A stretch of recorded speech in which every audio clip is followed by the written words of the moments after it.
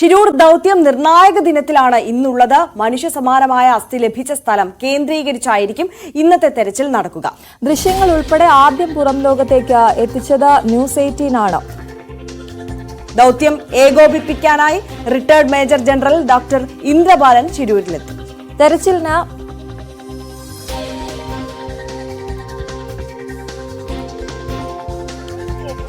ಮೂಳೆನಾಯಿತು ಎನ್ನುವಂತ ಬಗ್ಗೆ ಈಗ ಪತ್ತೆ ಹಚ್ಚಬೇಕಾಗಿದೆ. ಈಗಾಗಲೇ ಈಗ DNA ಟೆಸ್ಟ್ ಮಾಡಬೇಕಾಗಿದೆ. ಆ ಮೂಲಕ ಈಗ ಇದು ಯಾರ ಮೂಳೆ ಎನ್ನುವಂಥದ್ದು ತಿಳಿಯಬೇಕಾಗಿದೆ. ಈಗಾಗಲೇ ನಾಪತ್ತೆಯಾದವರ ಪೈಕಿ ಒಂದು ಕೇರಳ ಮೂಲದ ಅರ್ಜುನ್ ಇದ್ದಾನೆ. ಅದೇ ರೀತಿ ಸ್ಥಳೀಯರ ರೀತಿಯಲ್ಲಿ തെരച്ചിലിന് അനുമതി ലഭിച്ചതോടെ ഈശ്വർ മൽപയും ഇന്ന് മടങ്ങിയെത്തും. അർജുന്റെ ലോറിയുടെ സ്ഥാനം കണ്ടെത്തിയ ഭാഗത്തെ മണ്ണ് ഇന്നത്തോടെ പൂർണ്ണമായും നീക്കം ചെയ്യാൻ കഴിയുമെന്ന പ്രതീക്ഷയിലാണ് ദൌത്യസംഘം. ഡ്രഡ്ജർ ഉപയോഗിച്ചുള്ള തെരച്ചിലിനൊപ്പം നേവിയുടെയും NDRFന്റെയും SDRFന്റെയും ഈശ്വർ മൽപയുടെയും നേതൃത്വത്തിലായിരിക്കും ഇന്നത്തെ തെരച്ചിൽ. ഷിരൂരിൽ നിന്നും KV ബൈജു ചേരുന്നു. Baiju, very good morning. ഷിരൂരിൽ ഇന്നലെ അസ്ഥി കണ്ടെത്തിയപ്പോൾ അത് ആദ്യം നമുക്ക് പ്രേക്ഷകരിലേക്ക് എത്തിക്കാനായി.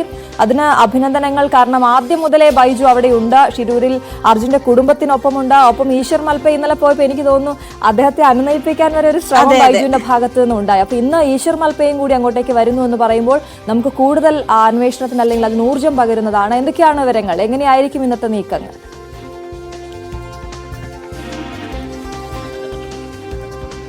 തീർച്ചയായും അശ്വതി, ആര്യ, ഗുഡ് മോർണിംഗ്. എന്തായാലും ഇന്ന് ഷിരൂർ ദൌത്യം അതിന്റെ നിർണായക ഘട്ടത്തിലേക്ക് കടക്കുന്നു എന്ന് വേണം പറയാൻ.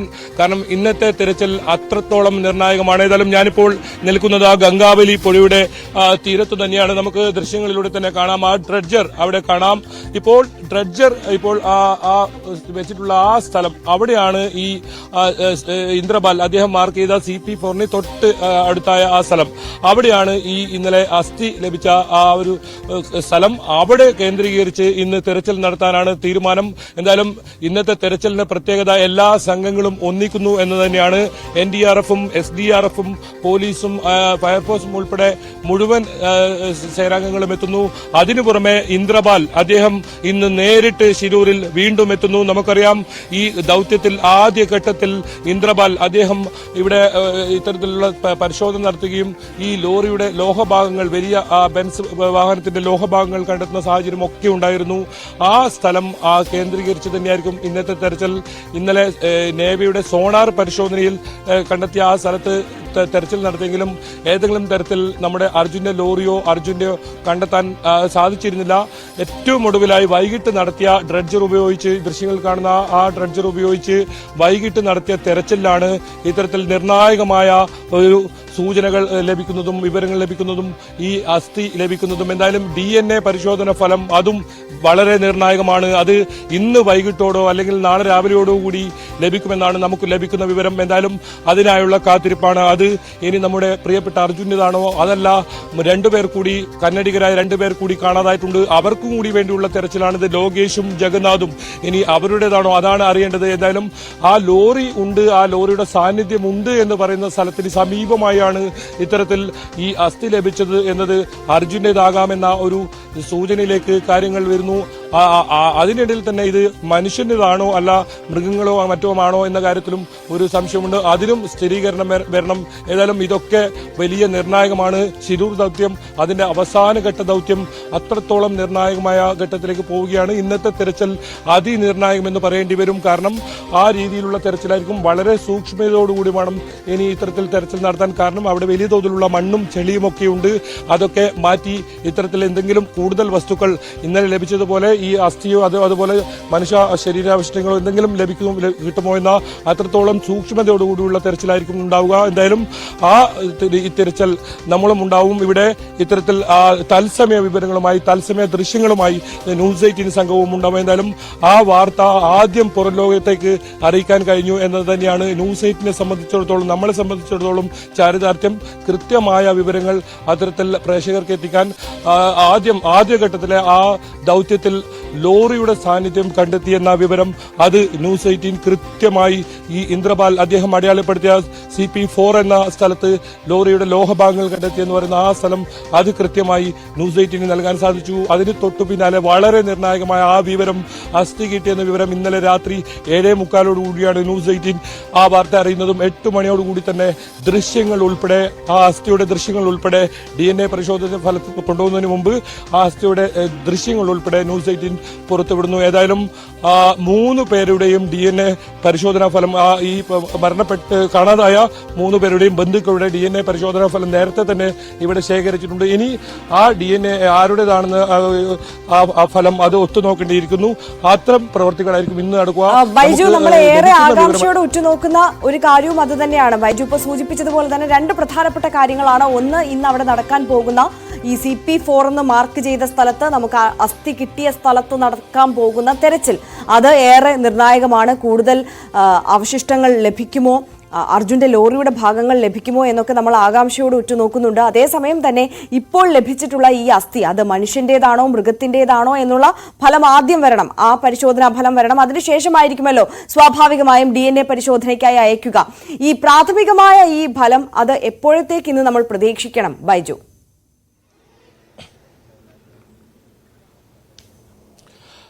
ഇന്ന് വൈകിട്ടോടുകൂടിയോ അതല്ല നാളെയോടുകൂടിയോ ലഭിക്കുമെന്നാണ് നമുക്ക് ലഭിക്കുന്ന വിവരം. ഈ കാര്യത്തിൽ ആര്യ, നമ്മൾ വിദഗ്ധരായ ഡോക്ടർമാരോട് ഈ ദൃശ്യം നൽകി നമ്മൾ ഈ കാര്യം അന്വേഷിച്ചിരുന്നു. പക്ഷേ അവർ പറയുന്നത് ഇത് ഏതെങ്കിലും തരത്തിൽ ദൃശ്യം നോക്കി നമുക്ക് മനുഷ്യന്റേതാണോ അല്ലെങ്കിൽ മൃഗത്തിന്റേതാണോ എന്ന് നമുക്ക് കണ്ടെത്താൻ ഒരിക്കലും സാധിക്കില്ല. അത് DNA പരിശോധന നടത്തി മാത്രമേ സ്ഥിരീകരിക്കാൻ പറ്റൂ. അതുപോലെ തന്നെ അതിനുശേഷം ഇത് അങ്ങനെയാണെങ്കിൽ ഇവിടെ കാണാതായിട്ടുള്ള 3 പേരുണ്ട്, ആരുടേതാണെന്ന് അറിയേണ്ടിയിരിക്കുന്നു. അതിലേറ്റവും പ്രധാനം ഈ അർജുന്റെ ലോറിയുടെ ലോഹഭാഗം കണ്ടെത്തിയെന്ന് പറയുന്ന അതേ സ്ഥലത്ത് അതിന് സമീപത്ത് നിന്നാണ് ഈ അസ്ഥി കിട്ടിയെന്നത്. അതാണ് നമുക്ക് ഏറ്റവും പ്രതീക്ഷ ഉണ്ടാക്കുന്നത്. എന്തായാലും ഈ കുടുംബം ഇപ്പോൾ ഇവിടെയുണ്ട്. അഞ്ജു ഉൾപ്പെടെയുള്ള ജതിനും ഉൾപ്പെടെ ഇവിടെ ഈ ശിരൂരിൽ തന്നെയുണ്ട്. അഞ്ജു ഇന്നലെ മടങ്ങുമെന്നാണ് അറിയിച്ചത്. പക്ഷേ ഇന്നലെ അവർ ഇവിടെ നിന്നും പോയിട്ടില്ല. അവർ അല്പസമയത്തിനകം തന്നെ ഈ സ്ഥലത്തേക്ക് എത്തുമെന്നാണ് നമ്മോട് അറിയിച്ചിട്ടുള്ളത്. എന്തായാലും അവരും വലിയ പ്രതീക്ഷയോടെയാണ് കാത്തിരിക്കുന്നത്. ഈ വാർത്ത ന്യൂസ് 18 ആദ്യം ബ്രേക്ക് ചെയ്തപ്പോൾ അവരും അത് വലിയ പ്രതീക്ഷയോടെ കാത്തിരുന്നു. എന്തായാലും ഇന്നത്തെ തിരച്ചിൽ അതിനിർണായകമെന്ന് പറയേണ്ടി വരും. മാത്രമല്ല ആര് സൂചിപ്പിച്ചതുപോലെ തന്നെ ഈ ലോറി കണ്ടെത്തേണ്ടതുണ്ട്. ആ ലോറി ഇന്നത്തെ തെരച്ചിൽ കണ്ടെത്താനാകുമോ? അതിനാണ് ഇന്ദ്രപാൽ അദ്ദേഹം നേരിട്ട് ഇവിടെ എത്തുന്നത്. കുടുംബം കൂടി ആവശ്യപ്പെട്ട പ്രകാരമാണ് അദ്ദേഹം എത്തുന്നത്. നമുക്കറിയാം ആദ്യഘട്ടത്തിലൊക്കെ വലിയ ഈ തെരച്ചിലിന് നേതൃത്വം നൽകിയും വലിയ സംഭാവന ചെയ്തതും ഒരാളാണ് ഇന്ദ്രപാൽ. അദ്ദേഹമാണ് റഡാർ പരിശോധനയിലൂടെ ഇത്തരത്തിൽ ലോറി ആ വലിയ ലോഹഭാഗം കണ്ടെത്തുകയും അവിടെ മാർക്ക് ചെയ്യുകയും ചെയ്തത്. ആ പ്രദേശത്ത് അദ്ദേഹത്തെ കഴിഞ്ഞ ദിവസം ബന്ധപ്പെട്ടപ്പോൾ അദ്ദേഹം ഇന്ന് അങ്ങോട്ടേക്ക് എത്തുന്നു. അദ്ദേഹവും പ്രതീക്ഷയാണ് പ്രകടിപ്പിച്ചത്.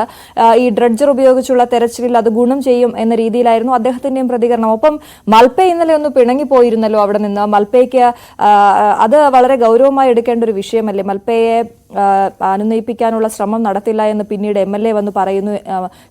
യാതൊരു സുരക്ഷയും ഇല്ലാതെയാണ് മൽപ്പെ സ്വന്തം നിലയിൽ ഇറങ്ങുന്നത് തെരച്ചിലിന്. അത് നടത്താനാകില്ല എന്ന രീതിയിലായിരുന്നു അവിടെ നിന്നുള്ള ജില്ലാ ഭരണകൂടത്തിന്റെ ഒക്കെ പ്രതികരണം. ഇന്നിപ്പോൾ മൽപ്പെ എത്തുന്നു എന്ന് നമ്മളെയും അറിയിച്ചിട്ടുണ്ടല്ലോ. എന്തൊക്കെയാണ് അത് സംബന്ധിച്ച വിവരങ്ങൾ?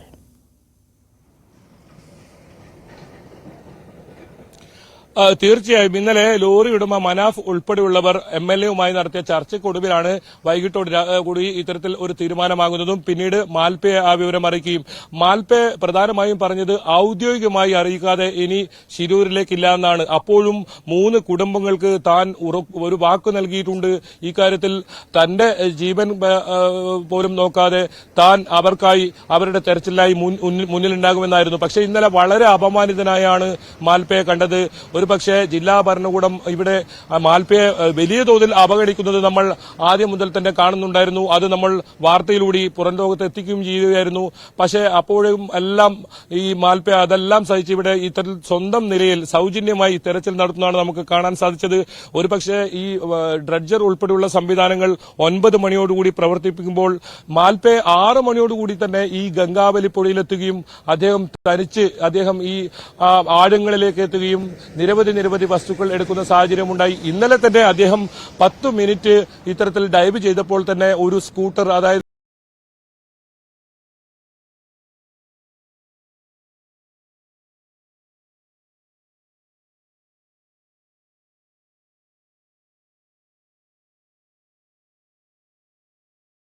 കൂടുതൽ തടിക്കഷ്ണങ്ങൾ ഉണ്ട് എന്ന് തന്നെയായിരുന്നു മാൽപെ പറഞ്ഞത്. ഏതായാലും മാൽപെ ഈ തെരച്ചിലിൽ വളരെ നിർണായകമായ പങ്ക് വഹിച്ച ഒരാളാണ്. തുടക്കം മുതൽ തന്നെ ഇവിടെ ഉണ്ടായിരുന്ന ഒരാളാണ്. മാൽപെയെ ഒഴിവാക്കിക്കൊണ്ട് അത്തരത്തിൽ തെരച്ചിൽ നടത്തുമ്പോൾ അത് വലിയ ആശങ്കയുണ്ടാക്കും. നമ്മളെല്ലാം തന്നെ കാത്തിരിക്കുന്നത് ആ ദൌത്യത്തിൽ ഏറ്റവും അവസാന ദൌത്യമാണ്. ഇനിയൊരു അവസരമില്ല. ഈ ദൌത്യം ഏറ്റവും അവസാനത്തതാണെന്ന് ജില്ലാ ഭരണകൂടവും വ്യക്തമാക്കിയിട്ടുണ്ട്. കുടുംബവും അത് ഉൾക്കൊള്ളുന്നുണ്ട്. അവരും അത് തന്നെയാണ് പറയുന്നത്. അതുകൊണ്ട് തന്നെ ഏതെങ്കിലും തരത്തിൽ അനുകൂലമായ പരമാവധി പ്രയോജനപ്പെടുത്തി ഈ തിരച്ചിൽ വളരെ വേഗത്തിലാക്കുകയും അതുപോലെ തന്നെ ഈ ലോറി കണ്ടെത്തുകയും ചെയ്യണം. ഒപ്പം നേരത്തെ സൂചിപ്പിച്ചതുപോലെ തന്നെ 3 പേരെയും കണ്ടെത്തണം. അവരുടെ മറ്റ് ജഗന്നാഥിനെയും ലോകേഷിനെയും കുടുംബങ്ങളൊക്കെ ഇവിടെ എത്തി കാത്തിരിപ്പായിരുന്നു. ഇന്നലെ വരെ അവർ ഇവിടെ വന്നിങ്ങനെ കാത്തിരിക്കുന്നുണ്ടായിരുന്നു. എന്തായാലും അവരെല്ലാം വലിയ കാത്തിരിപ്പിൽ തന്നെയാണ്. അതിനിടയിൽ തന്നെ വലിയ പ്രതിഷേധമൊക്കെ കഴിഞ്ഞ ദിവസങ്ങളിലൊക്കെ ഉണ്ടായിരുന്നു. ഇവിടെ റോഡ് ഉപരോധിക്കുന്ന രീതിയിലൊക്കെ ഈ ജഗന്നാഥിന്റെയും ലോകേഷിന്റെയും കുടുംബങ്ങൾ രംഗത്ത് വരുന്ന സാഹചര്യം ഉണ്ടായിരുന്നു. കർണാടക സർക്കാരിനെ സംബന്ധിച്ചിടത്തോളം വലിയ സമ്മർദ്ദം ഇതിലുണ്ടായിരുന്നു. അതുകൊണ്ട് തന്നെ ഈ തിരച്ചിൽ വേഗത വേണം. ഇന്നലെ തന്നെ നേരിയ തോതിലുള്ള ഇടവിട്ട മഴ പെയ്യുന്ന ഒരു സാഹചര്യം കൂടി ഇവിടെ ഉണ്ടായിരുന്നു. അതുകൊണ്ടാണ് കുടുംബം ഉൾപ്പെടെ പറയുന്നത് ഇത് വളരെ വേഗത്തിലാക്കണം ഈ തെരച്ചിൽ എന്നത്. ഏതായാലും ദൃശ്യങ്ങളിൽ നമുക്കിപ്പോൾ കാണാം. ആ ഡ്രഡ്ജറിലെ ജീവനക്കാരൊക്കെ രാവിലെ തയ്യാറാകുന്നത് കാണാം. 8 മണിയോടുകൂടി ഡ്രഡ്ജർ പ്രവർത്തിച്ചു തുടങ്ങും. നേരത്തെയൊക്കെ നമ്മൾ റിപ്പോർട്ട് ചെയ്തതുപോലെ 10 മണിക്കൂറാണ് ഈ ഡ്രഡ്ജറിന്റെ സമയം. ഒരു ദിവസം രാവിലെ 8 മണി മുതൽ വൈകിട്ട് 6 മണി വരെ, അത് 9 മണി വരെ ഒക്കെ തുടങ്ങാൻ ആവുമ്പോൾ അത് 7 മണി വരെ തെരച്ചിൽ നടത്തുന്ന ഒരു സാഹചര്യമാണ് ഉണ്ടായത്. അതുകൊണ്ട് തന്നെ ഈ ഡ്രഡ്ജർ 80 മണിക്കൂറിലേക്കാണ് ഇപ്പോൾ കരാറുള്ളത്. ഇന്ന് ഇതിന്റെ കരാർ തുക ഇവർ നൽകിയതിന്റെ ഇത് തീരും. 3 ദിവസത്തേക്കാണ് ഇപ്പോൾ നൽകിയത്. അത് ഇനി നീട്ടി നൽകുമെന്ന് തന്നെയാണ് MLA വ്യക്തമാക്കിയിരിക്കുന്നത്. ഏതായാലും ജില്ലാ കലക്ടർ ഉൾപ്പെടെയുള്ളവർ ഇവിടെ 10 മണിയോടുകൂടി എത്തുമെന്നാണ് അറിയിച്ചിട്ടുള്ളത്. ഇന്നലെ ഞായറാഴ്ച ആയതുകൊണ്ട് തന്നെ ഏതെങ്കിലും തരത്തിലുള്ള ഔദ്യോഗിക സംവിധാനങ്ങൾ ആരും തന്നെ ഉണ്ടായിരുന്നില്ല. വളരെ ഏകോപന കുറവ് ഇവിടെ കഴിഞ്ഞ 2 ദിവസങ്ങളിലും കാണാമായിരുന്നു. ഒരുപക്ഷെ അതെല്ലാം ഇന്ന് മാറിയേക്കും. കാരണം ഈ അസ്ഥി കിട്ടി എന്ന വിവരം വളരെ നിർണായകമാണ്. അത് ഈ തെരച്ചിലിന് ഊർജ്ജം പകരുന്നുണ്ട്. ദൌത്യ സംഘങ്ങൾക്കും ഊർജ്ജം പകരുന്നുണ്ട്. അതുകൊണ്ട് ജില്ലാ കളക്ടർ ഉൾപ്പെടെയുള്ളവർ 10 മണിയോടുകൂടി എത്തും. അവിടുത്തെ അധികാരികൾക്കൊപ്പം തന്നെ നമ്മുടെ കേരളത്തിൽ നിന്നുള്ള പ്രതിനിധികളും ഉണ്ടാകില്ലേ ബൈജു? AKM അഷ്റഫ് MLA ഒക്കെ നേരത്തെ തന്നെ അവിടെ എത്തിയിരുന്നു എന്നുള്ളതാണ് മനസ്സിലാക്കുന്നത്. ഇന്നും അദ്ദേഹം ഗംഗാവലി തീരത്തേക്ക് എത്തുമോ?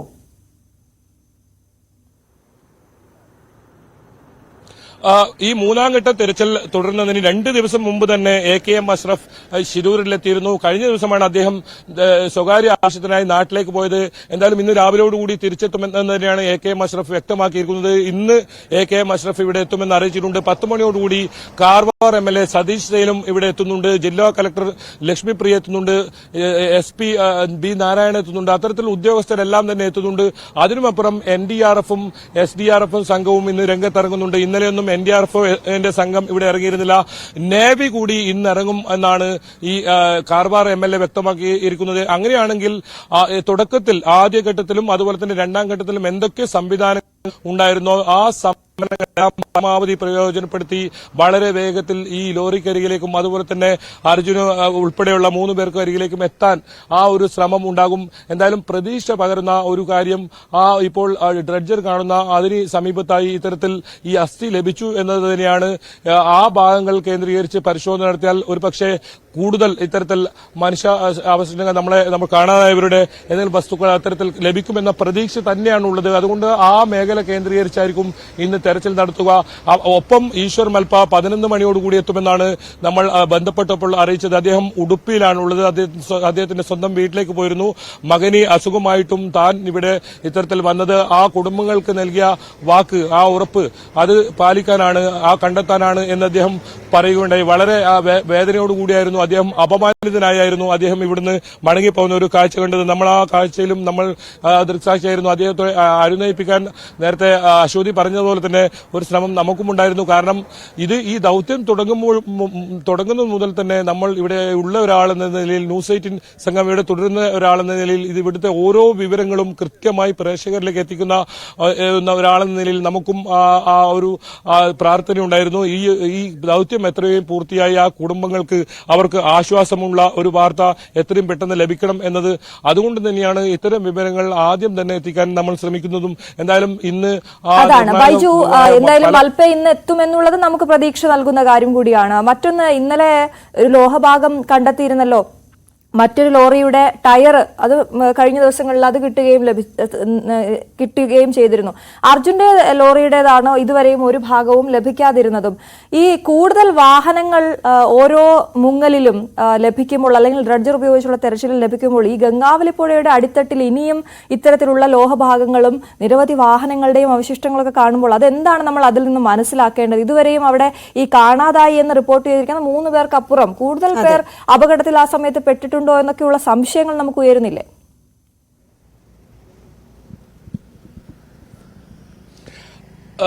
തീർച്ചയായും അത് തന്നെയാണ് നമ്മൾ ഇന്നലെ റിപ്പോർട്ട് ചെയ്ത ബ്രേക്ക് ചെയ്ത ആ സംഭവം. ഇതിൽ ഈ ഗംഗാവലി പുഴയിൽ നിരവധി വാഹനങ്ങൾ അപകടത്തിൽപ്പെട്ടതായുള്ള സൂചനകളാണ് ഈശ്വർ മൽപ്പ നടത്തിയ ആ തെരച്ചിലിൽ മനസ്സിലാക്കാൻ സാധിച്ച. ഉഗ്ര സ്ഫോടനമുണ്ടായതായുള്ള ഒരു വിവരം കൂടിയുണ്ട്. അത് ഔദ്യോഗികമായി സ്ഥിരീകരിക്കേണ്ടതാണ്. എന്തായാലും അത് സംബന്ധിച്ച ഔദ്യോഗിക സ്ഥിരീകരണം ഒന്നും തന്നെ വന്നിട്ടില്ല. ഒരു പക്ഷേ ആ ലോറിയുടെ ഭാഗങ്ങൾ കണ്ടെടുത്ത ലോറിയുടെ ഭാഗങ്ങളുടെ ആ ദൃശ്യങ്ങൾ കണ്ടാൽ നമുക്കത് മനസ്സിലാവും. അത്രത്തോളം വലിയ ആഴവും ആ ഭാഗത്തുണ്ടെന്നാണ് ഈശ്വർ മൽപ്പ തന്നെ വ്യക്തമാക്കിയിരിക്കുന്നത്. അതുകൊണ്ട് തന്നെ ഒരു ഉഗ്രസ്ഫോടനം ഉണ്ടായേക്കാം. പക്ഷേ അപ്പോഴും ആശ്വാസമാകുന്നത് ഈ അർജുന്റെ ലോറിയുടെ ഏതെങ്കിലും വലിയ പ്രധാനപ്പെട്ട ഭാഗങ്ങൾ ഒന്നും തന്നെ ലഭിച്ചിട്ടില്ല എന്നതാണ്. അങ്ങനെയാണെങ്കിൽ ആ ലോറി വലിയ തോതിൽ കേടുപാടുകൾ സംഭവിച്ചിട്ടുണ്ടാകില്ല എന്ന ഒരു പ്രതീക്ഷയുണ്ട്. അത് ഈ മണ്ണിലേക്ക് ഇത്തരത്തിൽ പൂണ്ട നിലയിലായിരിക്കാം ഉണ്ടാവുക എന്ന് തന്നെയാണ്. ഒരു പക്ഷേ ഇപ്പോൾ ലഭിച്ചിരിക്കുന്ന അസ്ഥി അത് അർജുന്റേതല്ലെങ്കിൽ ആ ലോറിക്കരികിലേക്ക് എത്തേണ്ട ദൌത്യമാണ് ഇനിയുള്ളത്. എന്തായാലും ആ ലോറിക്കരികിലേക്ക് എത്തുക, ആ ക്യാബിൻ പരിശോധിക്കുക, അത് തന്നെയാണ് തുടക്കം മുതലുള്ള ദൌത്യ സംഘത്തിന്റെ ആ ഒരു തീരുമാനം. എന്നാലും ഇപ്പോൾ ലഭിച്ചിരിക്കുന്ന ഈ അസ്ഥി അത് വളരെ നിർണായകമാണ്. അതിന്റെ DNA പരിശോധനാ ഫലവും വളരെ നിർണായകമാണ്. എന്തായാലും അതിനുമുള്ള ഒരു കാത്തിരിപ്പാണ് ഈ കുടുംബം ഉൾപ്പെടെയുള്ളത്. അത് ഇന്ന് വൈകിട്ടോ നാളെയോടുകൂടി എത്തും. ഔദ്യോഗികമായ സംവിധാനങ്ങളിലൂടെ മാത്രമേ ഈ DNA പരിശോധനാ ഫലം സംബന്ധിച്ച ഒരു പ്രഖ്യാപനം ഉണ്ടാവൂ എന്നാണ് നമുക്ക് മനസ്സിലാക്കാൻ സാധിക്കുന്നത്. കലക്ടർ ഉൾപ്പെടെയുള്ള ആ സംഘം അവർ ഇത്തരത്തിൽ അത് സംബന്ധിച്ച അറിയിപ്പ് നമുക്ക് നൽകുമെന്നാണ് നമുക്ക് അറിയാൻ സാധിക്കുന്നത്. ഒരു പക്ഷേ അതിനു മുമ്പ് നമുക്ക് ആ DNA പരിശോധനാ ഫലം സംബന്ധിച്ച വിവരങ്ങൾ എത്തിക്കാൻ കഴിയുമോ എന്നാണ് നമ്മൾ തേടുന്നത്. എന്തായാലും വളരെ വേഗം ആ വിവരം എത്തിക്കുക എന്ന് തന്നെയാണ് നമ്മുടെ ദൌത്യം. ഈ ദൌത്യം കാരണം അവസാന ഘട്ടത്തിലേക്ക് കടക്കുന്ന ഒരു വേളയിലാണ് നമ്മളിപ്പോൾ ഉള്ളത്. നമുക്ക് ആ ദൃശ്യങ്ങളിൽ തത്സമയം തന്നെ ദൃശ്യങ്ങളിൽ കാണാം. ആ ഡ്രഡ്ജർ കമ്പനി ജീവനക്കാരൊക്കെ ഒരുങ്ങുന്നത് അല്പസമയത്തിനകം, അതായത് 8-8:30 മണിയോടുകൂടി ആ ഡ്രഡ്ജർ പ്രവർത്തിച്ചു തുടങ്ങും. കാരണം ഇന്ന് ഒരുപാട് പ്രതീക്ഷയോടുകൂടിയുള്ള തെരച്ചിലാണ്. ആ മേഖലകൾ കേന്ദ്രീകരിച്ച് കൂടുതൽ ഏതെങ്കിലും മനുഷ്യ ആവശ്യങ്ങൾ കിട്ടുന്നുണ്ടോ എന്നാണ് നോക്കുന്നത്. അത് ഈ 3 പേരും പുഴയിലോ കടലിലോ മറ്റും കഴിഞ്ഞ ദിവസങ്ങളിലൊക്കെ ഈ കുടുംബങ്ങൾ ഉൾപ്പെടെ ഈ ദൌത്യസംഘങ്ങൾ ഉൾപ്പെടെ തിരയുന്ന സാഹചര്യം ഉണ്ടായിരുന്നു. അത്തരത്തിൽ എവിടെയും ഇങ്ങനെ ഒരു ശരീരാവശ്യങ്ങൾ പോലും ലഭിക്കാത്തൊരു സാഹചര്യത്തിൽ ഈ പുഴയുടെ അടിത്തട്ടിൽ എവിടെയെങ്കിലും തന്നെ ഈ 3 പേരുടെയും ഇത്തരത്തിലുള്ള ശരീരഭാഗങ്ങൾ ഉണ്ടാകാം. അത് തന്നെയാണ് ദൌത്യസംഘം തേടുന്നതും. എന്തായാലും ഇന്നത്തെ തിരച്ചിൽ നിർണായകമാണ്. കാലാവസ്ഥ അനുകൂലമാണ്. ഏതെങ്കിലും തരത്തിൽ ഇന്നലത്തേതുപോലെ മഴ ഉള്ള ഒരു കാലാവസ്ഥയല്ല. ആ കാലാവസ്ഥ പരമാവധി പ്രയോജനപ്പെടുത്തി ഇന്ന് തിരച്ചിൽ ഊർജിതമാക്കാൻ തന്നെയാണ് തീരുമാനം. അതെ, എത്രയും പെട്ടെന്ന് അർജുനുമായി ബന്ധപ്പെട്ട എന്തെങ്കിലും ഒരു സൂചന ലഭിക്കണം എന്നുള്ളത് തന്നെയാണ് കുടുംബത്തോടൊപ്പം തന്നെ ഓരോ മലയാളികളും ആഗ്രഹിക്കുന്നത്. ബൈജു, എന്തായാലും കുടുംബം പറയുന്നത് അത് തന്നെയാണ്. ഇടവേളകളില്ലാതെ ഡ്രഡ്ജർ പ്രവർത്തിക്കണം. ഇന്നും അത്തരത്തിൽ തന്നെ പ്രവർത്തിക്കും എന്നുള്ളതാണ് നമ്മളും മനസ്സിലാക്കുന്നത്. അതായത് അനുവദിച്ചിട്ടുള്ള സമയത്തിൽ ഒരിടവേളയും ഇല്ലാതെ ഡ്രഡ്ജർ പണിയെടുക്കുന്നു, പ്രവർത്തിക്കുന്നു. ഇത്തരത്തിൽ ലോറിയുമായി ബന്ധപ്പെട്ടിട്ടുള്ള ലോഹ ഭാഗങ്ങളോ അർജുന്റെ ശരീരഭാഗങ്ങളോ ഒക്കെ കിട്ടണം എന്നുള്ള ആ ഒരു ഉദ്ദേശത്തിൽ തന്നെ നിർത്താതെ അവിടെ പരിശ്രമം തുടർന്നുകൊണ്ടേയിരിക്കും എന്നല്ലേ നമ്മൾ മനസ്സിലാക്കേണ്ടത് ബൈജു?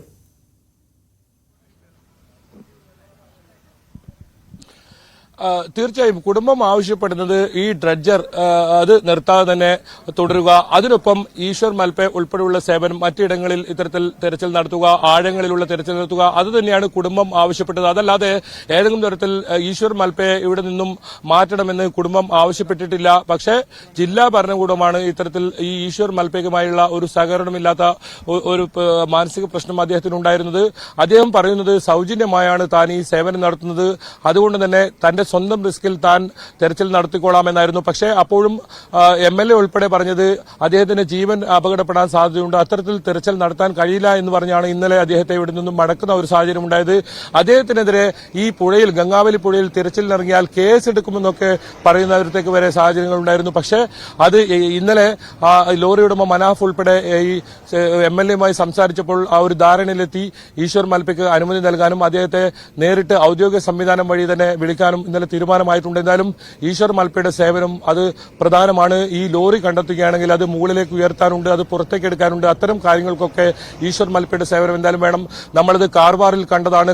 കാളി നദിക്ക് കുറുകെയുള്ള ആ പാലം തകർന്ന് ഒരു ലോറി പുഴയിലേക്ക് പതിക്കുന്ന സാഹചര്യം ഉണ്ടായിരുന്നു. ഒരു ദിവസം കൊണ്ടാണ് ഈശ്വർ മൽപ്പെ ആ രാവിലെ മുതൽ വൈകിട്ട് ആകുമ്പോഴേക്കും ആ ലോറി പുറത്തേക്ക് എടുക്കുന്ന സാഹചര്യം ഉണ്ടായത്.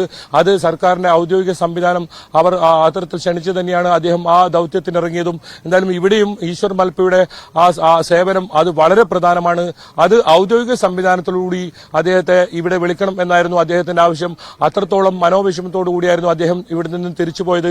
പിന്നീട് ജില്ലാ കളക്ടർ ഉൾപ്പെടെ അദ്ദേഹത്തോട് സംസാരിച്ചപ്പോഴും അദ്ദേഹം തിരിച്ചു വരാൻ തയ്യാറായില്ല. നിങ്ങൾ ഔദ്യോഗികമായി എന്നെ അറിയിക്കൂ, ഞാൻ വരും, കുടുംബങ്ങൾക്ക് നൽകിയ ഉറപ്പ് താൻ പാലിക്കുമെന്നായിരുന്നു അദ്ദേഹം വ്യക്തമാക്കിയത്. ഡ്രഡ്ജർ എത്തിയപ്പോഴേക്കുള്ള ഒരു മാറ്റം എന്ന് പറയുന്നത് എന്തെങ്കിലുമൊക്കെ കിട്ടുന്നുണ്ട്, ഓരോ മണിക്കൂറിലും നമുക്ക് പ്രേക്ഷകരുമായി പങ്കുവെക്കാൻ സാധിക്കുന്നുണ്ട്. നിർണായകമായ ഓരോ വസ്തുക്കൾ അവിടെ നിന്നും അടിത്തട്ടിൽ നിന്നും ലഭിക്കുന്നുണ്ട് എന്നുള്ളതാണ്. ഈ ഡ്രഡ്ജർ 10 ദിവസത്തേക്കായിരുന്നല്ലോ ഡ്രഡ്ജർ ഉപയോഗിച്ചുള്ള തെരച്ചിൽ അവിടെ നടത്തുമെന്ന് പറഞ്ഞിരുന്നത്. അത് ഒരാഴ്ച കൂടി നീട്ടി ചോദിക്കും എന്ന രീതിയിലുള്ള വാർത്തകളും വരുന്നുണ്ടല്ലോ. അത് സംബന്ധിച്ച് നമുക്ക് ലഭ്യമാകുന്ന വിവരങ്ങൾ എന്തൊക്കെയാണ്?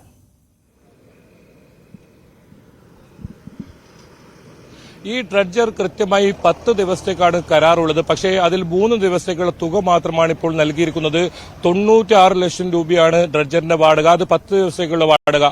അതിന് 3 ദിവസത്തെ ഈ വാടക മുൻകൂറായി നൽകിയിട്ടുണ്ട്.